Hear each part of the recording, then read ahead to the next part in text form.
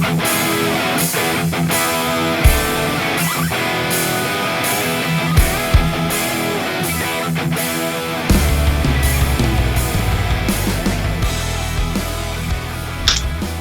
right, what is up, everybody? Welcome to KBN Live.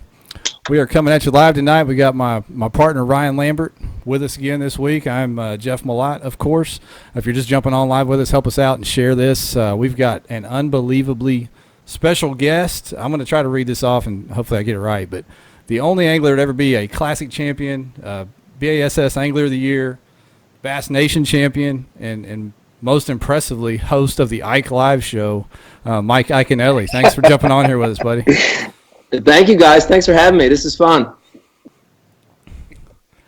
Well, like I said, we appreciate you taking the time. I know, Ryan kind of got this worked out for us, and he's got some questions holstered up. I know the crowd's going to be firing hot and fast. I'm going to try to get it pulled up here on the Facebook page. Ryan, why don't you get us started here, and I'll try to get this thing pulled up so I can follow. By the way, let me tell you that this is awesome because normally I'm the one interviewing people. So to be on a show, man, this is awesome. This is like being guided to fish. You know, you don't got to find them. You just kind of show up. Well, we are known as the cesspool around here, so we have been aptly named by industry leaders as the cesspool. So we don't really have any kind of high standard, so don't feel any pressure at all. I fit right into that group, I can tell you that. That I won't argue with. So obviously, Charles reached out and we were talking about, kind of what you guys are doing as far as your charity tournament goes. I know in the past it's been, straight charity, donation, and it was a Hobie Worlds qualifier for a while, and you've changed the format going into this next year. Let's go ahead and touch on that before we get kicked off the air.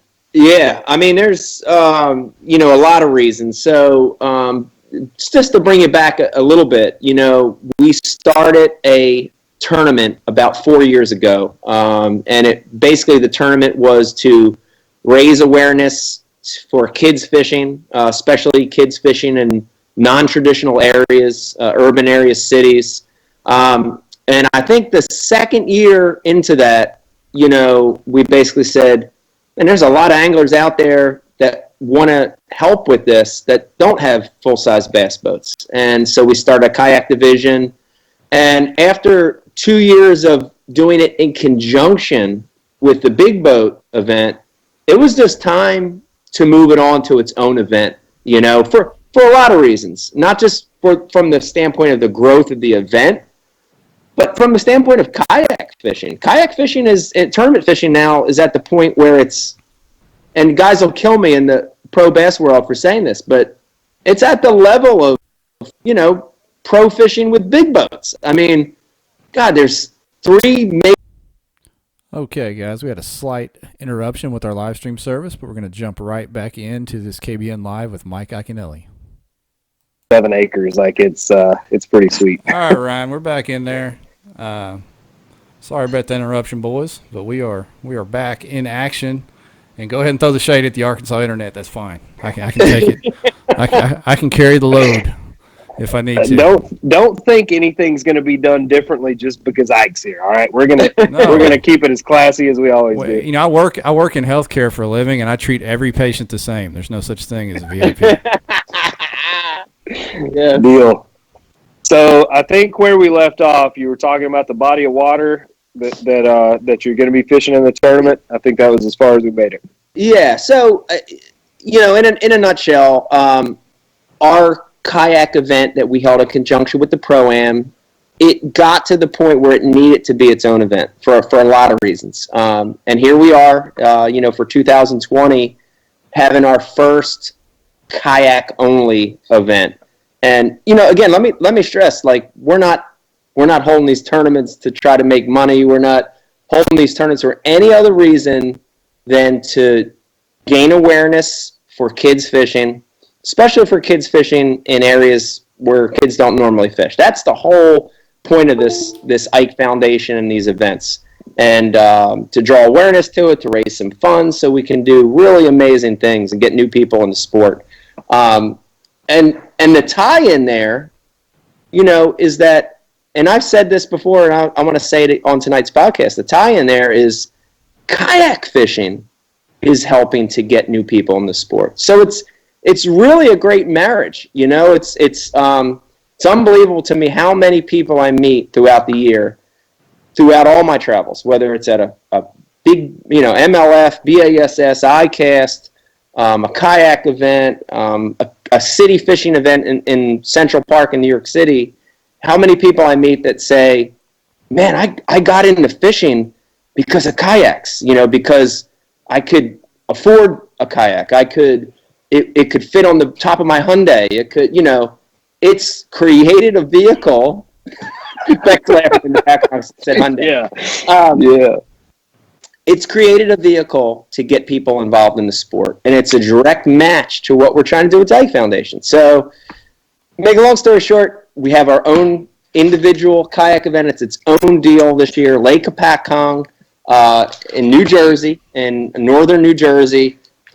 Big lake, great facilities, and you know the other part of it too. I want to throw out there, and I want to say this because I really feel like in the kayak world, the Northeast we get forgotten about a little bit. Yeah, you do. You know, Maryland up, you know, we have great fishing and we have great kayak anglers in this part of the world, just like down south, you know, and I'm excited. I'm excited to show this to everybody. And the most unique part of this, and this is very selfish, but the most unique part of this is in most of these events, I get to, I'm at the event as, you know, a spokesperson for the Ike Foundation. And I love that. Don't get me wrong. But in this event, for the first time ever, I'm going to get to compete. I'm going to compete. Yes. So that's what I wanted to get to. Yeah. Yes, well, I'm glad to hear that. I guess I'm going to have to come fish it now. Yes, I'm one of the competitors. I can't win any of the prizes or anything, but we know that, but at least you're but let me tell you, I'm not, it's not in my soul to go out and bob around like an apple, if you know what I'm saying. I can't do that. I cannot do it. So I'm going out to compete and to compete hard and try to win. And, you know, a neat little tie-in. We've got amazing prizes. I think we've got cash and prizes well over $5,000. We're giving away $1,000, $2,000 for first, $1,000 for second, $500 for third. We're paying back entries for fourth and fifth. We've got amazing prizes from sponsors. We've got all sorts of stuff developing around this. But for the 10 guys, the top 10 guys that beat me, we've got really special prizes put together. So I'm sort of putting it out there that, man, I want to see the guys show out, and I'm going to try. I'm not saying it's easy. I know it's not easy, and I haven't fished Lake Apacong since like '87. But I'm going to go out and. Good. I was a year old then, so I'm feeling really good about that. Yeah. I'm going to go out and really try, and again, at the end of the day, this event is about raising money for kids fishing. It's about bringing awareness to kids fishing. So I'm stoked about it. I'm excited. I can't wait. We got guys throwing shade in the comments talking about they're going to hand you an L on your home water up there in the Northeast. I hope so. I want it. And Chad Hoover said the same thing a couple years ago, and you saw what happened there. So, well, R.I.P. Cuz. But these cats are real fishermen in the comments. This is a little different. Yeah, these are anglers. These aren't stock ponds. As a matter of fact, the place where y'all fish, was that public water or was that a stock pond that you fished the tournament on? Well, it was actually a stocked fishery, but it was a trophy lake. Yeah, trophy lake, but it was a place that Chad had intimate knowledge of. There's no denying that. Yes. Oh yeah, and he'd been there for like 3 months before I got there. So, you know, we there were several of us that followed along with that, and if I remember correctly, this is what led us to one of the most beautiful chads I've ever seen. The bet that took place, I heard a rumor that you had actually planned on shaving your beard anyway, and you threw that out there just to see if Chad would do it. It was a win-win. I was shaving my beard anyway, and I didn't bring it up to him until we were live on Facebook. And I sort of shamed him into agreeing to this bet. So, you know. That's smart. Yeah. I'm going to go ahead and say that you're going to have a little bit more competition than. Yeah. Christine Fisher says she is not Chad Hoover, and I could not. There's not a more literal statement than that right there. She's not. She can catch them. I know. I say I've been around enough of you guys and girls to know there's some amazing anglers, and I hope we draw that caliber. I really do. I mean, I can tell you in the Northeast we've got a ton of great anglers up here, kayak anglers up here, but I hope we get some of the the personalities. I hope some of them show up to experience it and help out this event, for kids fishing. It's early. Here we are. It's not even the new year yet, but we've got a really special deal going on. It's $100 to get in, and we're going to hold that deal up all the way up through May. We're capping the field at 130. I think last time I checked with Charles, we're about almost 40 kayaks in already. Okay. So the field's already filling up. But if anybody's watching us right now or listening, you have interest, you want to come up and compete in this event and help raise money for kids fishing, go to the ikefoundation.org, and all the information's right there. We'd love to see you out there. And there's all the other stuff too. The captain's meeting after the weigh-in. We're having the finals, the weigh-ins portion of it at a local bar. We're going to be doing an Ike live at the event. It's going to be sponsored by Founders Beer, which I'm drinking tonight. Shout out to Founders. It's going to be a really fun time. It's going to be a fun time. And the one thing I noticed in the kayak world, unlike professional bass tournaments with big boats where the guys are all stuffy, I love kayak anglers because it's like a family feel. Guys are more down to earth than I've ever met in any other walk of sport fishing, and it's going to be that kind of event. And I hope everybody supports it. We like to have a good time. That's something that I mean, especially our group, we try to drive that. I think if you keep that part of the aspect of the sport, it's not just a business and it's not, completely corporate, all about the money. I think that's something that gets lost as you get, bigger and bigger. And I hope that kayak fishing doesn't lose that as it continues to grow. It makes me nervous. I mean, you see these bigger organizations getting in, but I feel like that's kind of part of our identity. I hope we don't lose that. I hope that doesn't change either, because it's so refreshing. And, I've been at, a dozen, maybe 10 kayak events in the last 5 or 6 years. And the feeling is so nice. It's so, natural and normal, and nobody's, like trying to kill the other guy, or, you feel like you're trying to get like trade secrets off the guy. It's a very, very nice feeling, and I love it. It's so refreshing. I hope it stays like that. That was a question. That was a question I was going to ask you. Sorry, Ryan. I was down at the TOC for the shootout, and around that whole environment, that was kind of the first. Try to compare it to something, maybe Bassmaster Classic type feel tournament that's been put on in the kayak world, where it was the elite of the elite anglers there. Did you being there kind of change your perspective on what this is all about from a competition standpoint?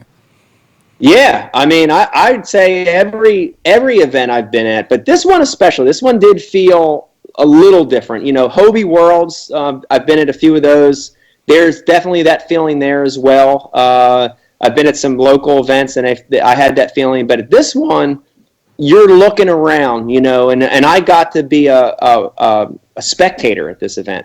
And the bonus of being a spectator and not a competitor is you really take it all in. And, I saw the best kayak anglers in the world competing in the same venue. I saw that energy. I saw that drive to win. But again, the unique thing that I saw brotherhood. And I've been at championship events in every other realm of sport fishing you can imagine. Saltwater fishing, freshwater fishing. And that brotherhood feeling isn't there in a lot of the other championship events. So very refreshing. And, there's still tons of room for growth for it. It's exciting. I've been here watching the announcements on new circuits and new money, and it's exciting. It makes you feel like a kid, like everything's happening for the first time. So it's awesome. So how long have you've been kayak fishing before your Hobie deal and whatnot? Yes. Like, how long have you been in the sport? Yeah. So again, I'm going to take you back. small boat fishing is in my blood, and that goes back to when I was a kid. And it's more, this is pre-kayak fishing, right? This is late 70s. I don't want to date myself. Late 70s, early mid 80s for me into the early 90s. Small boat fishing is what I did, whether it was a John boat or a canoe. Coleman crawdads, a polyurethane type of John boat. I've fished out of a Coleman crawdad since I was 18 years old, literally. But kayak fishing, and I'm not embarrassed to say it, when I started seeing kayaks available, for me, for access, like I walked into Dick's Sporting Goods, I want to say, early 2000s, maybe early to, mid 2000s. And I saw a kayak that was like $400. And I was like, dude, I'm like, and when I saw it, I'm like, I thought of all the places I could get that kayak that I couldn't even get my small John boat. And I'm like, oh, I'm getting this thing. And bought it. And my first couple kayaks were, like off brands, like a Pelican. It happens to all of us. Yeah, it was like a Pelican. It was, I don't know. They were off. Yeah, I don't know. They were not very Confluence good. Now, Jeff. Yeah, I don't know what it was, but it did allow me to experience kayak fishing, at the very basic level, and it allowed me to see all the amazing things that it offered, from access to ease of launching to, to me, which is the best part for me of the kayak fishing is to be at the level of the fish, to be sort of face to face with the fish, and because big boat fishing removes you a little from that. That's sort of where I fell in love with it, and then that Hobie thing came later, and all that developed as that went on, and I'm still learning, and that's the interesting thing. And again, I mentioned that it makes me feel like a kid again, and it does, because I feel like in bass fishing in a big boat, I'm still learning there too, but I feel like I've peaked out a little bit. In kayak bass fishing, man, I'm still the amateur. I don't know what the hell I'm doing still. And that learning curve is still there for me. And that's very, very exciting. That's like when we were doing the show Fish My City. It reminds me of that, because I was out there fishing for species I hadn't caught. I was bank fishing. I was doing things that made me uncomfortable, that I wasn't comfortable in my own skin because it was new. And kayak fishing for me is like that. And I like being the student. I like not knowing everything there is to know. And that's an exciting part of fishing, man. If you feel like you know everything there is to know, and you feel like I'm the best in the world, I can't learn shit, man, it's no good. There's go golf or something, Hey, let me ask you a burning question I've had for a while. How in the hell do you get that PA on top of that truck like that? Well, it got a lot tougher on this last truck build, I can tell you. So I've had a Hobie on my dude. It's funny because this is how fast time flies. But I think this is truck number 3 I'm going on of having a Hobie on the top. And the first 2 builds, I work with a great custom truck shop in North Carolina, CS Motorsports. Shout out to Britt Myers. Builds me Toyotas about every 2 or 3 years. And we had the last 2 builds were 6-inch lifts. And, a PA-12 on a 6-inch lift, you can do it. You can honestly do that by yourself. Now, this last build got a little ridiculous because then he put an 11-inch lift on it. He put 40-inch tires on it. I mean, it got insane. And this one is a 2-person job.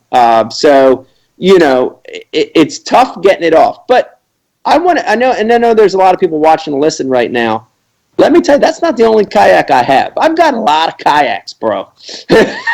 And the ones that I use the most are here at the house that I can put in my other Toyota pickup that's a standard size. I throw it in the back. I do a lot of kayak fishing, not necessarily that kayak. And I've been in this game long enough to also know that, there's a lot of marketing. You guys know as well as I do, there's a lot of marketing and promotions in this sport. And, part of that Hobie being up there is it's a billboard, and it's showing people my relationship with Hobie.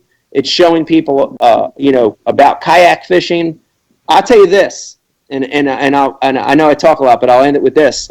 When I travel the country, I get as many, if not more, comments about that kayak on the top of the truck than the truck itself or the full-size bass boat on the back. Having people talk, engaging people, oh my God, what is that? What do you do? How do are you fishing that? What is it? It's a pedal drive. Man, that's how you grow the sport. That's how you sell product. And I'm proud of that thing up there, Have you ever used it pre-fishing, like for an actual event, or no? No, never used it pre-fishing, but I've used it in the down days. So in Major League Fishing, one of the really cool parts about it is you have rounds, and we'll go to all these amazing places, and I fished the first round, I'm off the second day, or I fished the second round, but I didn't qualify through to the third round. I got booted because I didn't catch them. That's where I really use the kayak, and over the years I've experienced some fisheries that are near the tournaments that I'm fishing that are way better than the lakes that we're fishing in the tournament. God, there's so many that come to mind. The one that really sticks with me is we did an MLF. This was a cup up in Grand Rapids. And Grand Rapids, there's a series of lakes that we fished. And on my off days, I would pull that kayak down and fish the upper Mississippi River, literally the headwaters of where the Mississippi starts. It's not the Mississippi you think of down in Arkansas or in Tennessee. It looks like a little bit bigger trout stream.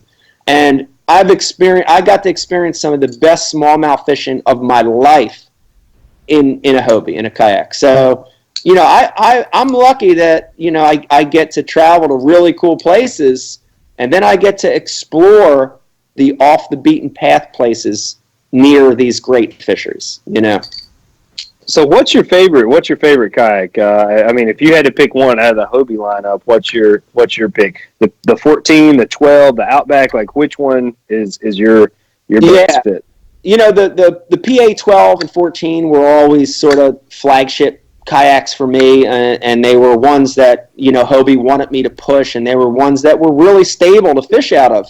When the Outback was redesigned, I got to do a press event in one of the Outbacks, even before it was launched, the new design, and I sort of fell in love with that one, and I don't know if I'm supposed to say this, if they'll be mad at me, but I use the Outback a lot, especially at home. At home, I love the Outback. I love the maneuverability of it. I love a lot of features of it. But in saying that, when I saw you guys a month or so ago when we were at the championship, I got to fish out of a 12 with the 360. And that sort of, after I got to fish out of that and, really experienced the 360, not in a controlled pond, but in real life fishing, that's going to be my John, now. Is it? That's what I was wondering. So I came from Native, which is Hobie's big competitor. I've recently moved over, and I've got a few Hobies in the garage right now. AJ was kind enough to send me a couple 360s and then a PA 12 to test. And I fished a tournament Saturday out of the 360, and it ain't bad. I'm not gonna lie. That wasn't bad. We had some 15-mile-an-hour winds on Chickamauga, and then my buddy Steve-O took it down. We went below Nickajack Dam on Gunnersville with the floodgates open, and I wanted to fly the drone and see kind of how it did in that heavy current. And I can definitely see how that does add kind of another element to your accessibility in that boat. I was pretty impressed with it. Yeah, boat positioning or positioning in general has always been a big thing. And in my full-size bass boat, I know how critical it is to set up on a spot to make the presentation. Just that presenting the part of it, presenting the bait part of it, that's sometimes it's as important as the retrieve. It's as important as the color, the size of the lure, all that stuff. It becomes as important. And, what I saw what you can do with that 360 with positioning and presentation, it's going to make you a better angler. You know, it's like having a trolling motor. It really is, because you can control the bow of the boat instead of, you know, just the rudder control. You have to have momentum to get the boat to turn. This, you can literally, you know, flip flop. I can definitely see the advantages to it. I'll admit, I can take one on the chin when I need to. So that was a good move on Hobie's part. Yeah, current, wind, all that stuff. It's going to make a big difference. Yeah. I tell you what, Talk to us, Jeff. Well, first of all, Old Town Predator PDL. Let me throw that logo in there. But no. Sorry. No, I'm just kidding. The Hobie is a Pelican's coming, buddy. Pelican's coming. The Hobie 360 is a legit platform. But what I'm most impressed by is Mike is obviously really a kayak angler. I mean, there's a lot of guys that are sponsored by kayak companies, and you know they got one in their truck. But I'm super impressed by you, sir. The fact that, I mean, you're talking the talk, and you actually use these events. It's obvious, or use these boats. It's obvious. It's not just a billboard on top of your truck. So I'm sure the people watching this appreciate that. Yeah, thank you. I'll tell you this. I'm a fish head, and you know, you'll see a lot of anglers just kayak fish. They just big boat fish. They just bass fish. They just fly fish. There's categories. Right. I love fishing. Dude, I want something pulling back. I swear to you, I don't care if it's a carp or a tuna. I want something pulling back, man. And I'm a fish head. And I love the fact that there's different ways to fish. There's different ways to go fishing. From bank fishing, street fishing. I got to fish in Paris this year in the streets of Paris. From that. So what are you catching in Paris, to stop you there? Because I'm going in February for work, and I went back last September, and I'm like, this dude's out here catching, like, what are you catching in Paris?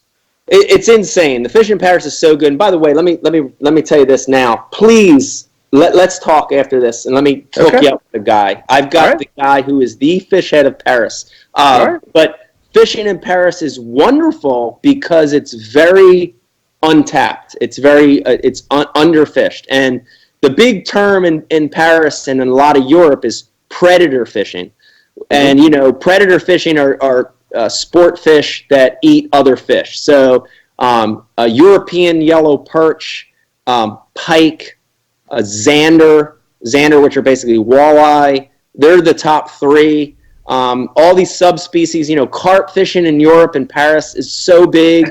And it's not the dumb carp like we know here in the States. Oh, I know. This is very specialized, and they've got all sorts of other stuff like barbel and suckers and chub, and it's really amazing to do all this fishing in the backdrop. And you literally can look over your shoulder and see the Eiffel Tower. Yeah, I saw you were in the canals down there. Like, it's amazing. It's amazing, and you know. So those guys, European fishing is ahead of the curve and behind the curve. You know, when I brought up, you know, like kayak fishing and some other forms of fishing, you know, they're not there yet. But the neat thing about this is that market is going to explode for kayak angling because they're very limited with big boats because of gas and horsepower restrictions and access. They're restricted. But when you talk about the accessibility of a kayak, you know, that's the next big market for kayak fishing. You're going to see Europe and Asia and all those countries really explode in the next couple of years. So we went down, it was 3 years ago, I was working in South Africa, and we posted on our Yak Addicts page, you know, that I was going to be there. Well, this guy reaches out, and he's like, hey, if you want to go kayak fish while you're over here, I'll take you. And I'm like, kayak fishing in South Africa, I'm going to die, crocodiles, you know, whatever. So I went, and he has like these, you know, cheap molded seat, uncomfortable, super unstable plastic kayaks. Well, I found a bait shop, and I took some Ned rigs and some football jigs over there. And those bass act like they have never seen them before in their lives. And when we get there, these guys bust out these big carp fishing rigs with like the monitor, you know, the beepers and shit on the line. And we said we're going fishing. They bust out like $2,000 worth of carp fishing shit. And I was like, you said you have bass here.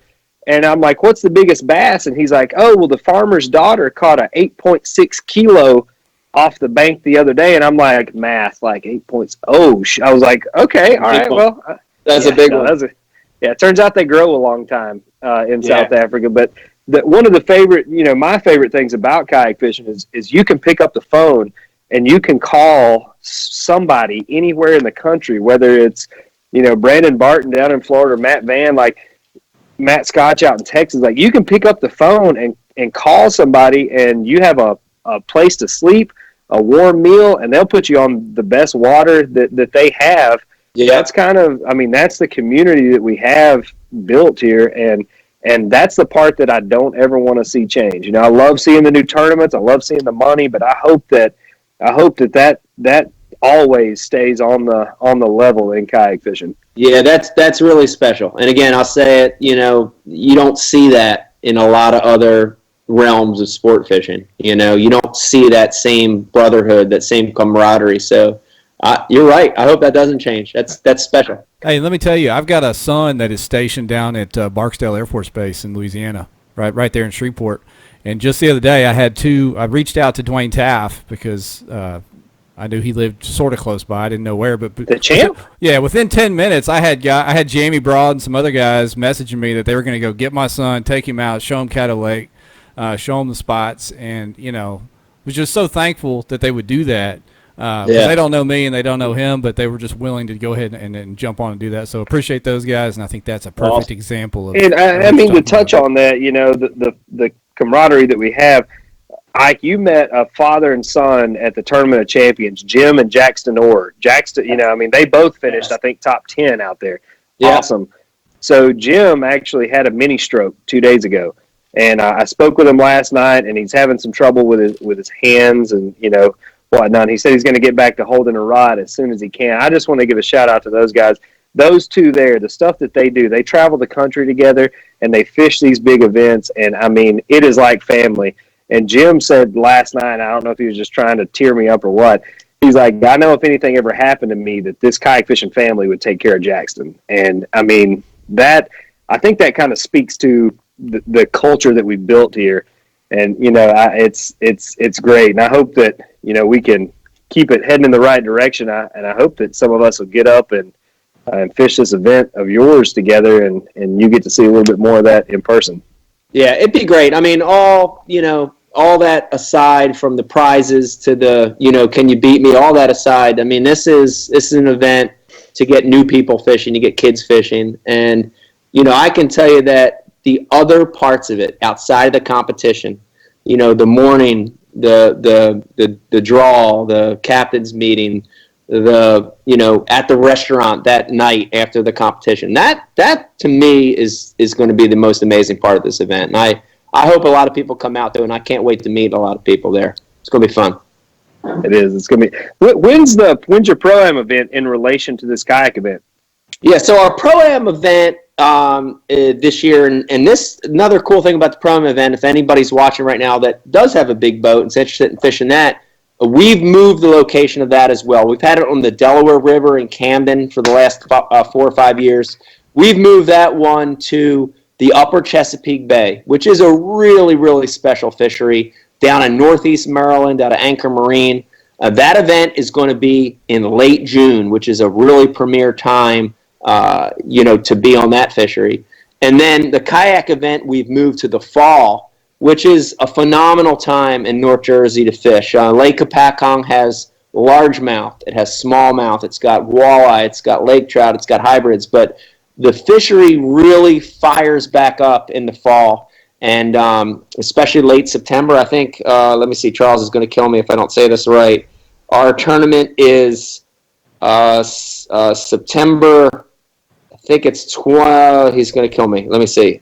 Our tournament just posted it a minute ago, as a matter of fact. It's September 25th and 26th. And the great thing about these North Jersey lakes, including Lake Kapakong, is these fish are feeding up.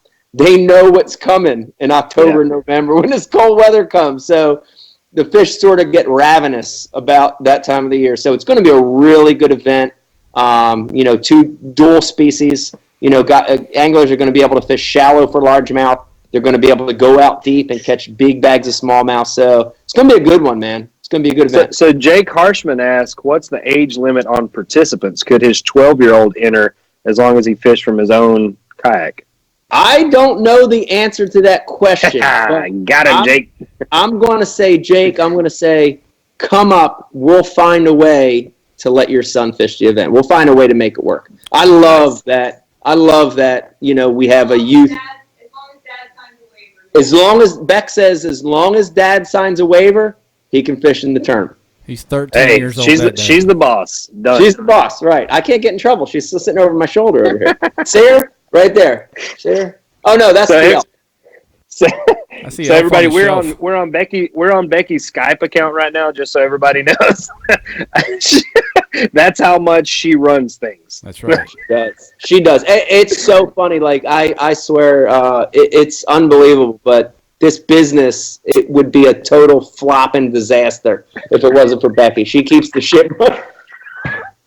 You go catch fish. She's the brains of the operation. Keeps it all running. Yeah. I'm a vlogger now. Oh, and she's a vlogger now. She's a vlogger. What's her? What's her info? Does she got some stuff we can check out? Yes, she started a brand new YouTube channel, like literally like days ago, and it's officially. What's the official title? Baking with Becky. Baking. It's a baking. It's a sandwich making YouTube. Is that? It's the next week. You can't find. She said she can't find her yet, but in the next week, you're gonna see cookies and all kinds of stuff. So she hasn't gone public yet. She's just loading content. We got it. She's loading content. It's all private right now. All right. Gotcha. All right. We support that movement. Yeah. The Iaconellis are one of us now. You're part of the kayak fishing community, so you're in there. Welcome to the cesspool, man. I hope you can swim. You're gonna be fine. Oh yeah, you'll last here. Well, man, what are you thinking? What's your outlook on the MLF? I know you had Fletcher on Ike Live a couple weeks ago. Yeah, got us some trash talk back and forth there, throwing a little bit of shade at BASS. I mean, BASS has been around forever. A lot of guys cut their teeth on that and came up.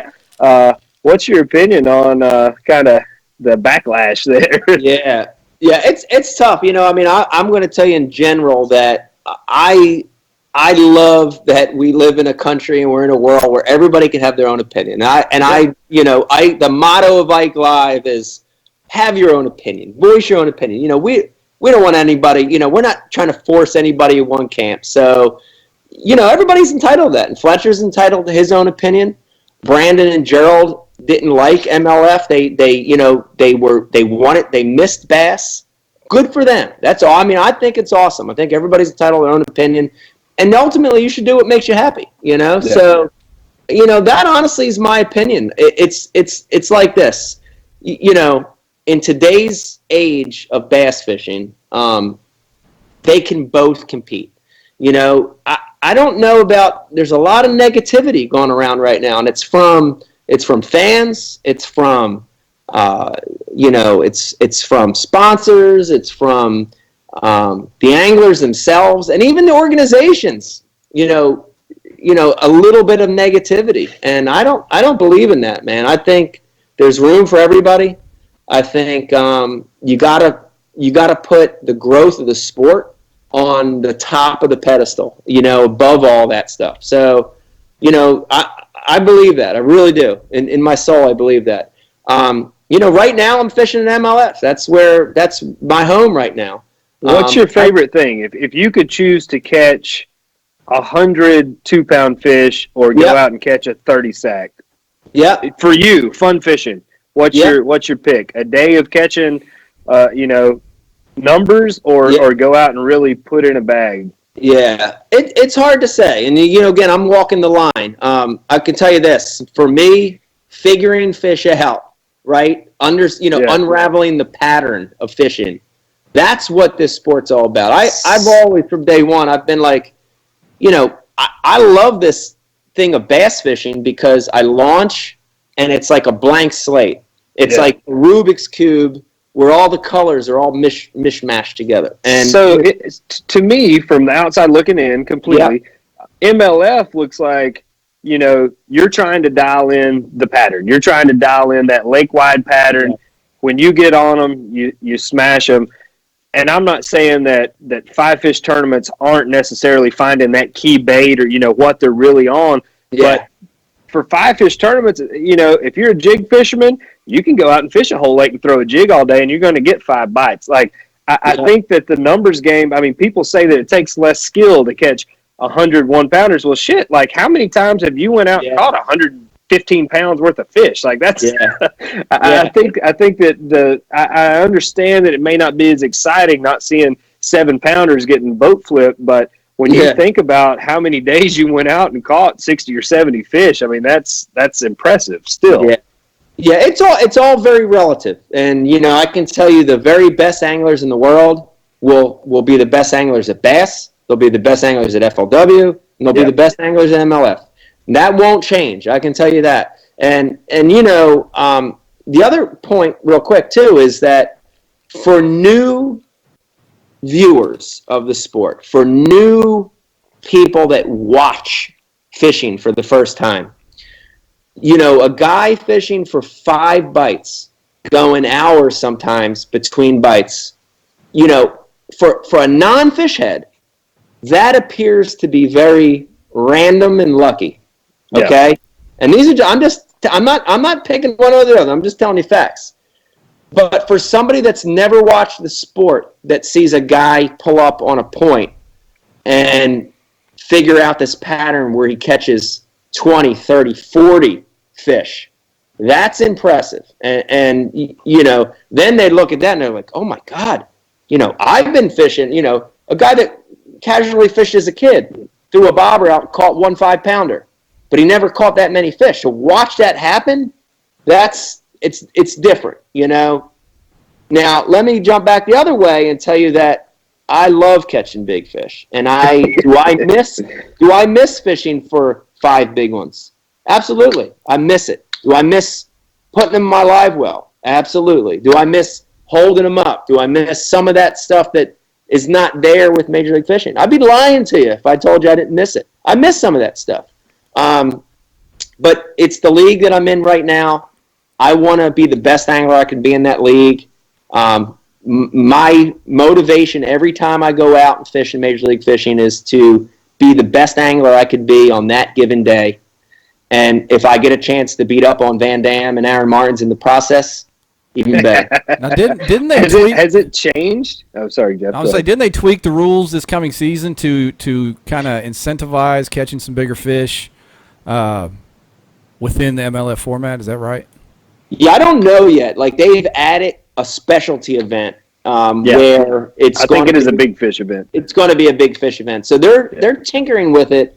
You know, I don't know. I mean, the beauty of Major League Fishing, unlike some other circuits, is that nothing's written in stone, and changing stuff is a lot easier at Major League Fishing. And it's you know, it's because it's angler driven, right? You know, I mean it's the whole reason this movement started. And you know, we discussed this in Ike Live. If anybody's watching, listening to this podcast right now, I really invite you to go back and go to iTunes, go to Stitcher, go to IkeLive.com, listen to a few of our episodes where we talk about this. But this whole movement was driven by the lack of angler input, the lack of attention to the angler, lack of the organization giving an angler the say, right?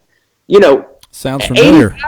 Yeah, dude, 80 guys. I hope this doesn't happen in the kayak world because no, it is. It is. Okay. Well, I'm glad we're flushing all this out because it's about 80 guys didn't just get up and leave on a whim, and I think people forget about that. You know, all this happened because there was a lack of maybe not respect. Maybe that's not the right word. You know, the anglers were just sort of a commodity. And our opinion, our views, our needs weren't being addressed by the organization. That's why this move happened. You got to remember that. This wasn't 5 guys saying, I want to get rich. This was 80 guys saying, yo, bro, wake up. Wake up, world. You know, we've spent our life killing ourselves to compete. And you guys aren't listening to us. And to stand up and take a stand for it speaks more than to sit there and beat a drum that nobody's listening to. Yeah. You know? Like, if you stand up and walk out of something that you made your living on, that should turn people's heads. Like, you should get, get attention for that. That's why this movement happened, and it's already had so many positive results on both sides. On Major League Fishing side, them listening to the anglers, the ability to change. You know what? We might change our format in the next year. We have no entry fees. We voted that. We did. That's important, and it's trickled over to bass, and I'm so happy it has. I think bass woke up. I think it was like a cold ice bath. I think they said, "Holy shit, man, the anglers are important. The anglers are the reason we're here. We have a magazine, and we have fans come to the weigh-in, not because of us, but because of the anglers. Let's show them some respect. Let's pay them their due." And I think you're starting to see that now. And I've said this before, and I'll say it on tonight's podcast as well, that when we look back in professional fishing in this world, on the big boat side, this movement that happened, whether MLF rises to the top or Bass does, or they both survive, whatever happens, this movement, when you look back on it in 10, 15, 20 years, you're going to say, man, that was important. And it is. It's an important thing, Competition makes everything better, right? It does. Josh Evans commented that how ironic is it that BASS is a part of a movement.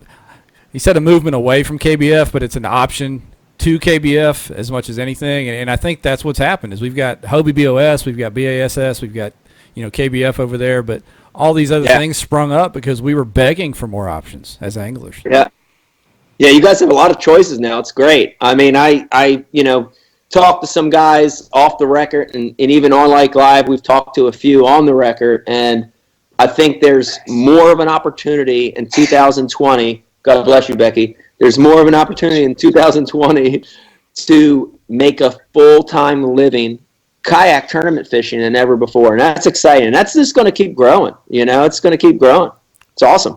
Let me ask you this. I think our sport, the way we do things with the catch, photo, release, is perfectly set up to do what you guys do on the Bass Pro Tour, which is unlimited stringers, if you will. And there's been a few online tournaments like the hat I'm wearing here at Pond where they've done that online and stuff, but it hasn't really been done in a live format.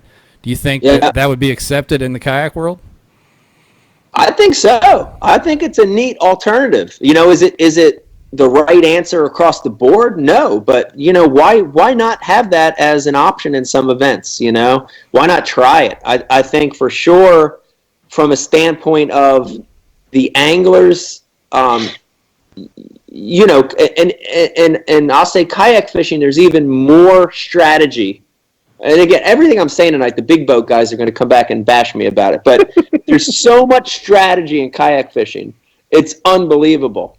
To throw that in there and change it up even more to where, a legal fish counts, or a 1 pound, or a 14-inch fish, everything over 14 counts.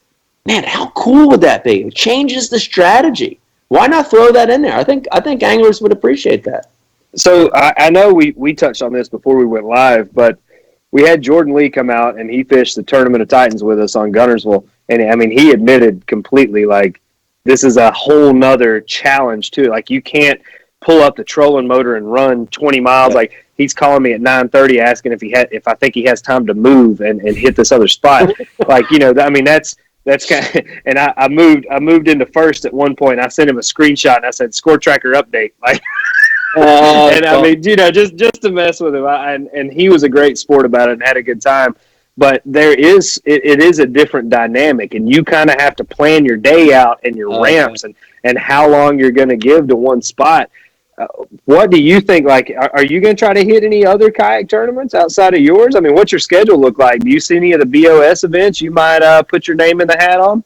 I definitely want to. I mean, and not just the BOS. I mean, a lot of them. The one that Bass announced. I mean, a big goal of mine in 2020 is to try to fish a few events. Obviously, our event in September is definitely one that's already on the books. But I'm looking at the Hobie schedule. I'm looking at the Bass schedule. I'd love to try to make an event or two and do it right too. Do it right. Not go out there for 3 weeks and practice with my big boat and put GPS coordinates all over the place. I mean, I want to do it right. I want to do it the right way.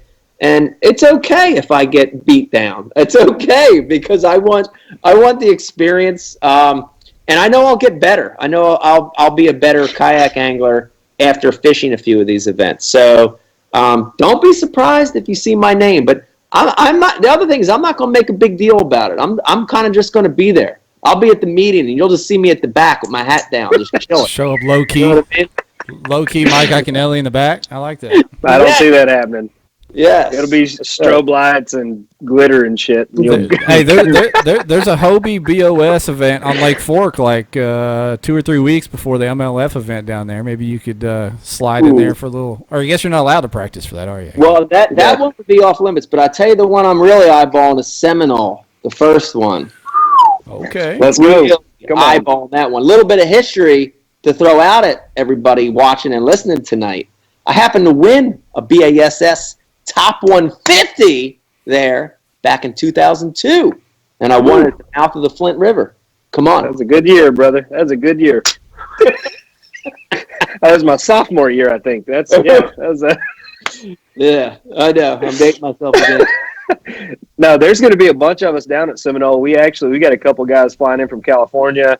My buddy Shane's driving up from Florida. We booked a house for the week. We're gonna have a good time pre-fishing. Now, I don't know how much fishing we'll get done, but we're gonna have a good time down there. So if you decide to come down for that one, let us know for sure. We'll have a little throwdown. Hey, It's a good Ryan. lake. Somebody chimed in and said Mike looked like a skinny Shane Williams. I don't know about all that. I saw that. I don't know. We'll have to let Christine answer that one. Her and Holly, they run the Shane profile for him on Facebook and his dating sites. But we'll see. They run his Tinder account? Yeah, they right swipe everything. Farmers It's only. fine. Yes. It's a good time. Awesome. Well, Jeff, you have anything else? Yeah, I wanted to hit. I don't want to keep this guy too long, 'cause especially with our network hiccup we had earlier. But for the guys that are watching, the guys and girls that are watching, that just wants to, I know there's some angling tips out there. So as a tournament angler, if you can tell all these folks watching, what is the biggest mistake you see tournament anglers make, whether it's co's or people new to the sport or whatever? Yeah.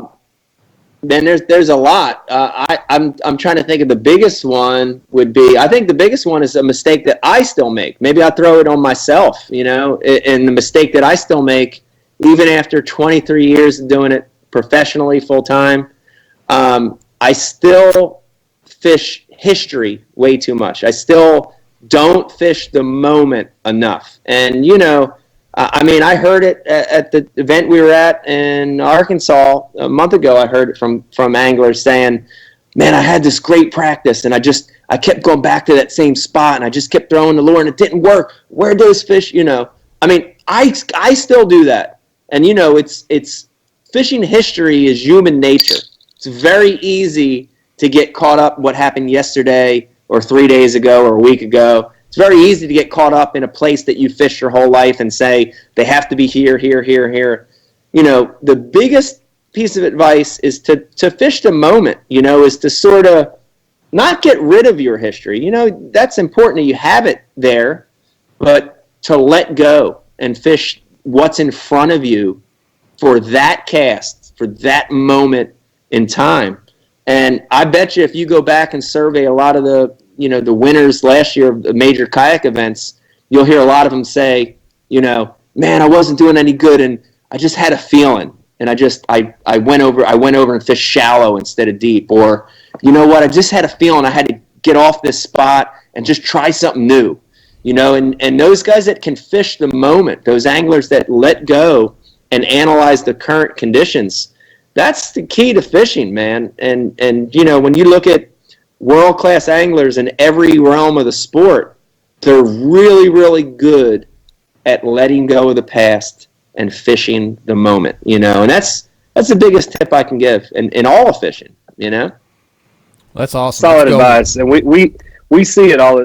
Nearly every year in the national championship, there'll be 700 guys, and you always pick the dude that lives there that's going to win it. And I don't think I've ever seen a local win the big one. Have you, Jeff? Nope. It's always somebody from like the complete opposite part of the country that wins the tournament. Like Jody Queen, who went into Arkansas, where apparently there's no fish in Arkansas, and won the TOC.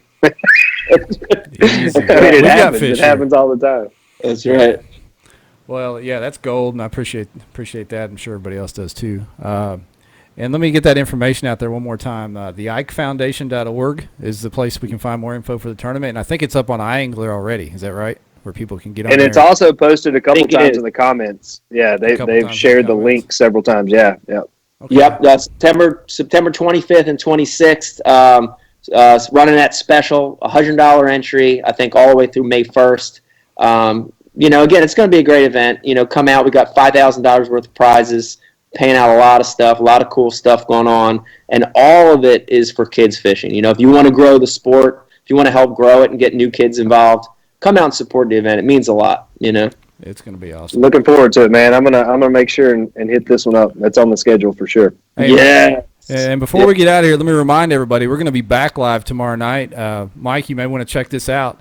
We're going to be announcing the KBN Power Rankings, the number one ranked angler in all of kayak fishing, according to our super secret formula. Wow. So it's just something fun we do that we came up with. So get on here tomorrow night and check that out. I want to check that out. Yeah. I do. It'll be a lot more bullshit tomorrow night. Yes. Tonight was serious night. Tomorrow night's the bullshit night. Let me ask you real quick. Is Jordan Lee, Randy Howe on that list at all? No. No, but Jordan did make it in the top 10 on his first event. So I was proud of him. Yeah, that was good. Good for Jordan. He's no Dave Lefebvre winning his first event, but he did get in the top 10. Yeah, we can't all shoot chip shots, but whatever. But be here tomorrow night and check that out.